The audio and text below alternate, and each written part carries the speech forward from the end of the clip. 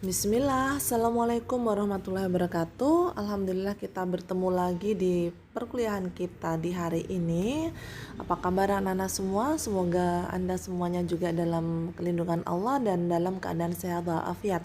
Baik, kita di pertemuan kali ini masih melanjutkan materi kita minggu yang lalu tentang SIA, Sistem Informasi Akuntansi, dan hari ini kita akan awali dengan neraca saldo disesuaikan sampai penyusunan laporan keuangan tersebut hingga menjadi bentuk laporan yang utuh.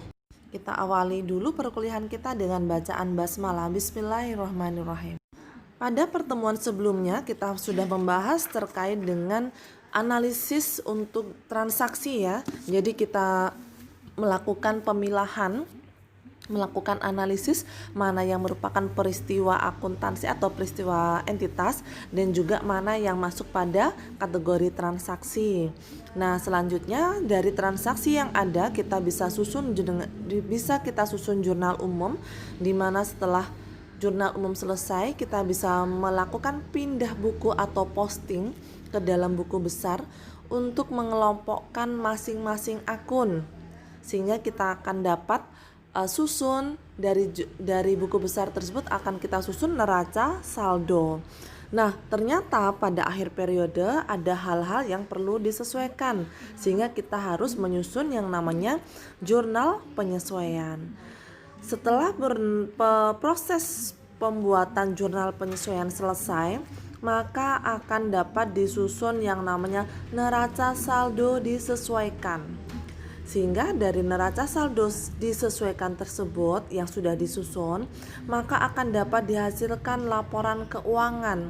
Setidaknya laporan keuangan ini akan dapat disusun setelah kita menyelesaikan neraca saldo disesuaikan, antara lain yaitu untuk laporan laba rugi, laporan perubahan saldo laba atau laporan perubahan ekuitas, dan juga laporan posisi keuangan atau biasa disebut dengan neraca.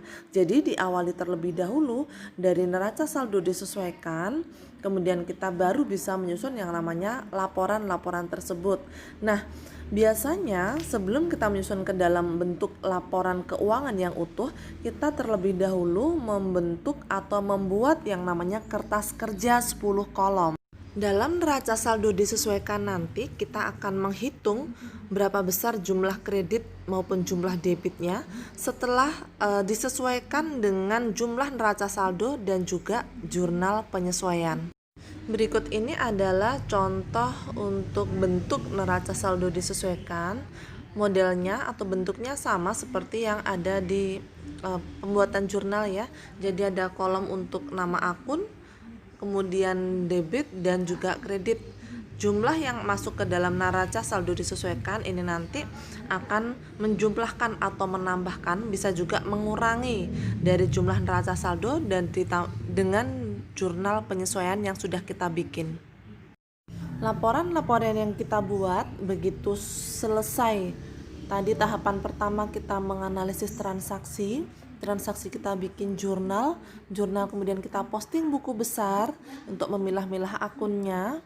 Kemudian kita setelah masuk ke posting buku besar, maka kita melakukan penyusunan neraca saldo. Nah, dalam pembuatan kertas kerja ini adalah awal untuk membuat atau memudahkan Anda menyusun laporan keuangan ya. Maka di sini kita akan membuat kertas kerja yang jumlahnya 10 kolom. Yang mana aja sih, Bu? Mohon maaf ya, ini ternyata di dalam slide saya kolomnya tidak muncul ya tabelnya. Di sini ada kolom nama akun. Kemudian kolom yang kedua adalah neraca saldo. Kemudian di neraca saldo ada debit dan kredit. Saya rasa Anda sudah paham ya, udah pernah lihat lah setidaknya. Kemudian ada penyesuaian, itu berasal dari jurnal penyesuaian. Ada kolom debit dan kredit juga. NSD itu neraca saldo disesuaikan, itu jumlahnya juga ada posisi debit dan kredit. Kemudian ada laba rugi, ada posisi debit dan kredit juga, dan neraca ada debit dan kredit. Nah, kita akan hitung ada 5 kolom utama yang besar. Satu, di luar nama akun ya. Satu, neraca saldo itu ada 2 kolom debit kredit. 2, jurnal penyesuaian ada 2 debit kredit, 3 neraca saldo disesuaikan, 4 laba rugi, 5 neraca. Masing-masing ada posisi debit dan kredit, sehingga kalau kita bikin garis ini nanti akan ada 10 kolom. Namanya untuk kertas kerja yang biasa disebut sebagai kertas kerja 10 kolom itu seperti ini bentuknya. Jadi di sini neraca saldo yang kita sudah susun kita masukkan pada kolom neraca saldo. Penyesuaian kita sesuaikan dengan jurnal penyesuaian, kita masukkan di kolom penyesuaian. Nah, neraca saldo disesuaikan ini hasil dari perhitungan antara neraca saldo dan juga penyesuaian yang sudah kita buat. Contoh untuk baris yang pertama, kas. Kasnya debit di neraca saldo debit sebesar 2.732 juta. Sedangkan di penyesuaian kosong maka di neraca saldo disesuaikan tetap posisi juga sama-sama di debit.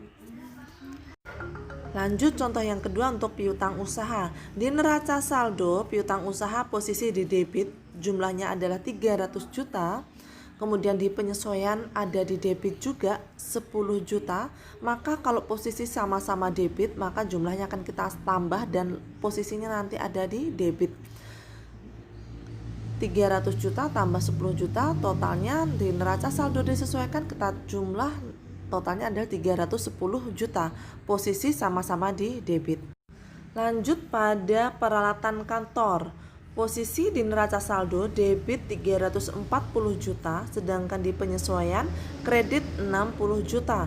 Kalau neraca saldo debit, penyesuaian kredit, maka akan kita kurangi 340 juta dikurangi 60 juta. Posisinya debit atau kredit Bu nanti di neraca saldo disesuaikan? Tergantung hasilnya. Kalau hasilnya masih bernilai positif, 340 juta dikurangi 60 juta kan masih 280, maka posisinya ada di sebelah debit. Kalau nilainya negatif atau berkurang lebih banyak yang kredit, maka posisinya nanti akan ada di kredit.